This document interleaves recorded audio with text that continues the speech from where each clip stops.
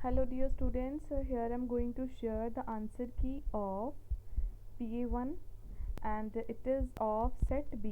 Set ए की answer की मैं आपको ऑलरेडी प्रोवाइड करवा चुकी हूँ. ठीक है, तो सेट ए और सेट बी में सिर्फ कुछ ही क्वेश्चंस डिफरेंट थे, अदरवाइज बाकी सारे सेम ही थे. तो अब यहाँ पे मैं क्या करूँगी कि जो सिमिलर क्वेश्चंस हैं विद द सेट ए, तो उनको स्किप कर रही हूँ, वो आप सेट ए से देख सकते हो. और यहाँ पे जो डिफरेंट क्वेश्चंस थे फ्रॉम सेट ए, मैं सिर्फ उन्हीं के आंसर्स जो है वो डिस्कस करने लगी हूँ. Okay, so let's log in.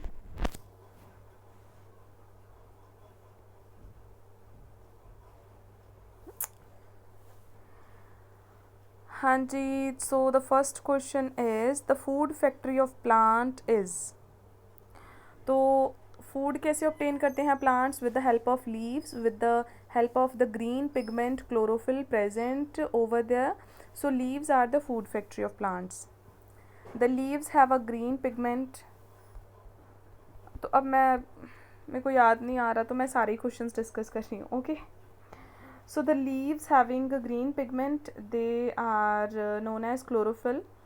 Third, the organism growing on a piece of bread if it is kept in warm corner. तो अगर हम ब्रेड को किचन में कहीं ऐसी जगह पे रखते हैं जहाँ पे टेम्परेचर हाई है, तो उसके ऊपर एक ऑर्गेनिज्म ग्रो करना स्टार्ट हो जाता है, जिसको आप क्या बोलते हो?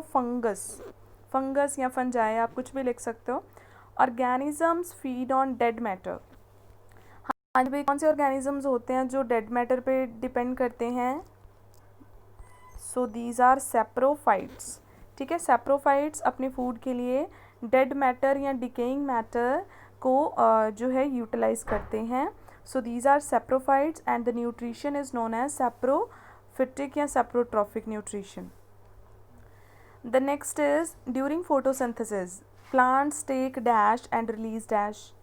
प्लांट्स क्या लेते हैं फोटोसिंथेसिस के during? Carbon dioxide, and release क्या करते हैं? Oxygen. The organism which shows both plant and animal like feature. Euglena की प्लांट और एनिमल दोनों टाइप की फीचर्स जो हैं वो शो करता है. ठीक है. Which of the following is an insectivorous plant. तो इनमें से जो पिक्चर प्लांट है that is insectivorous in nature. Stomata helps in. Stomata किसके लिए हेल्प करता है?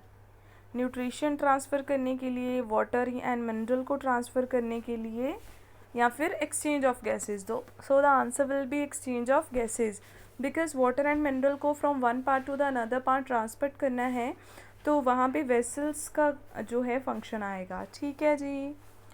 Find out the incorrect statement. हाँ जी, some plants are heterotrophic.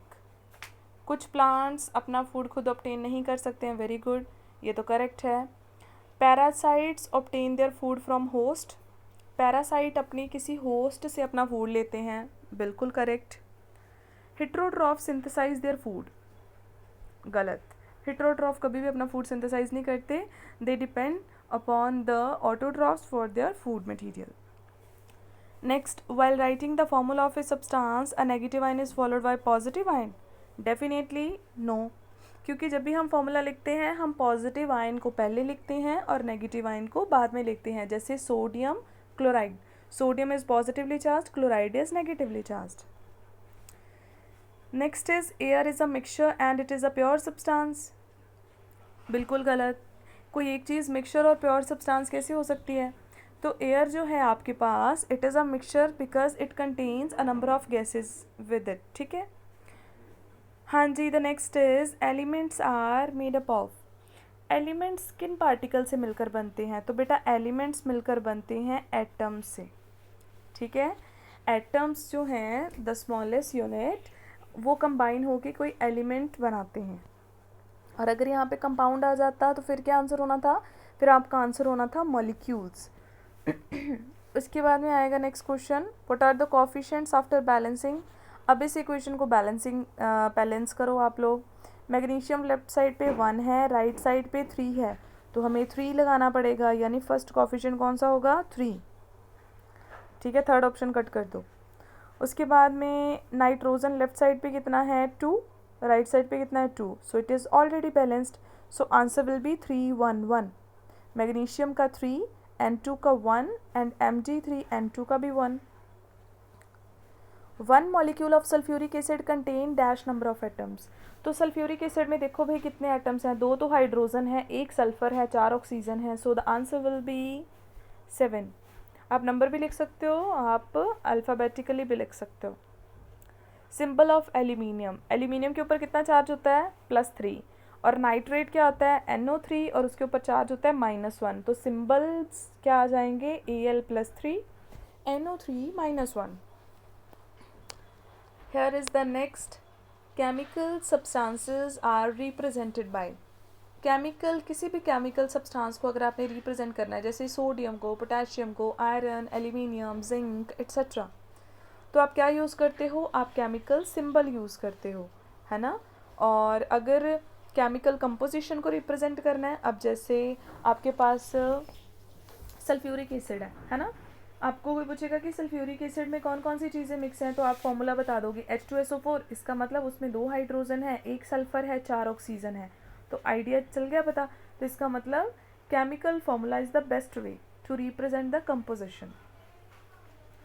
Next, during dash change chemical composition of substance changes. Chemical change में क्या होता है, सब्सटेंस बिल्कुल ही चेंज हो जाता है, ठीक है। अब जैसे मिल्क से कर्ड बन रहा है, तो milk is a different thing, curd is different, so this is a chemical change. The reaction in which more than 1 products are obtained, कोई ऐसी रिएक्शन जिसमें एक से ज़्यादा प्रोडक्ट्स बने, तो कौन सी होती है वो। अब बेटा एक से ज़्यादा प्रोडक्ट तभी बन सकते हैं जब रिएक्टेंट एक है, ज़्यादा बना रहा है, इसका मतलब वो टूट गया होगा, ब्रेक डाउन कर गया होगा। तो इसका मतलब ब्रेक डाउन जब भी किसी रिएक्टेंट का होता है तो बहुत सारे प्रोडक्ट्स बनते हैं, and the reaction is known as decomposition reaction, so the answer will be decomposition. Next, dash is used to represent a chemical reaction।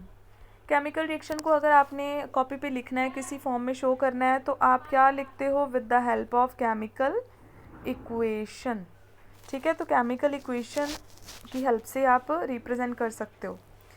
Next is breaking of glass. Breaking of glass is dash change.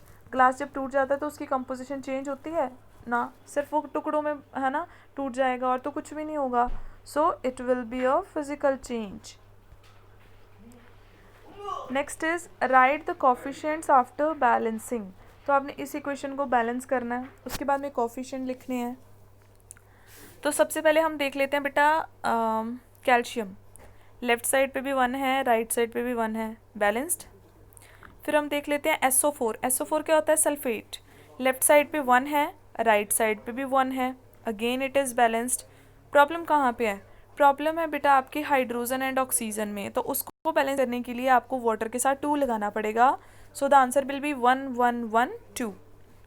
और ये कौन सी reaction है, sulphuric acid, it is an acid, calcium hydroxide it is a base. तो जब acid और base mix होकर आपके पास salt and water बनाते हैं, तो it will be a neutralisation reaction. Next, identify the type of reaction. अब इस रिएक्शन में देखो आयरन है, कॉपर सल्फेट के साथ रिएक्ट किया, आयरन जो था Fe था, उसने कॉपर को हटा दिया उसकी जगह से और अपना कंपाउंड बना लिया, तो ये क्या कर रहा है, डिस्प्लेसमेंट कर रहा है। Next, the formula of calcium carbonate. तो कैल्शियम कार्बोनेट का क्या फॉर्मूला होता है, कैल्शियम का चार्ज होता है +2, कार्बोनेट होता है CO3 और उसका चार्ज कितना होता है -2। आप क्रॉस मल्टीप्लाई कर दोगे, आपको लगेगा फॉर्मूला ये आना चाहिए, लेकिन दोनों के पास बेटा 2 कॉमन होता है, तो 2 हम कट ही कर देते हैं, तो आंसर आपका आ जाता है सिंपली CaCO3, ठीक है। उसके बाद में आएगा अ pure substance made up of molecules of same kind. एक ऐसा प्योर सब्सटेंस जो आपका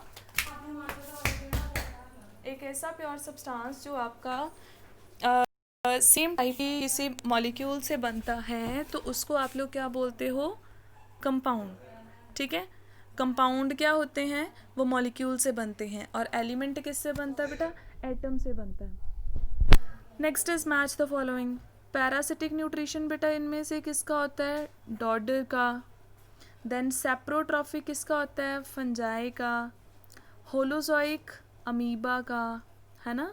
एंड ऑटोट्रॉफिक किसका होता है, ग्रीन प्लांट्स का। होप आपको ये सारे न्यूट्रिशन क्लियर हैं, और हम नेक्स्ट यूनिट में भी इनको रिपीट कर रहे हैं, ठीक है। Okay, the next question is water and minerals are transported to other parts by vessels. बिल्कुल सही. Vessel की help से जो water and mineral हैं वो one part to another part जो है transfer होते हैं.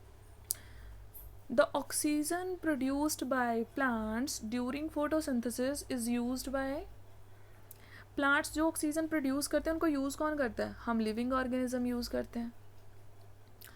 The organisms which derive their nutrition from other organism by harming them. कुछ ऐसे ऑर्गेनिज्म जो किसी को हार्म करके अपना न्यूट्रिशन ऑब्टेन करते हैं तो उनको आप क्या बोलते हो? सॉरी, होस्ट पे करते हैं तो उनको आप बोलते हो पैरासाइट्स. ठीक है, पैरासाइट्स जो हैं वो किसी दूसरे से अपना फूड ऑब्टेन करते हैं. उसके बाद में आ जाएगा rhizobium. Rhizobium bacteria and leguminous plant they shows symbiosis. Symbiosis का क्या मतलब है कि वो एक दूसरे पे डिपेंड करते हैं. ठीक है, तो इसीलिए इनको हम जो है सिम्बायोटिक रिलेशनशिप में ये दोनों होते हैं. वो अपने बेनिफिट के लिए जो बैक्टीरिया है वो प्लांट पे डिपेंड करता है और प्लांट बैक्टीरिया पे डिपेंड करता है.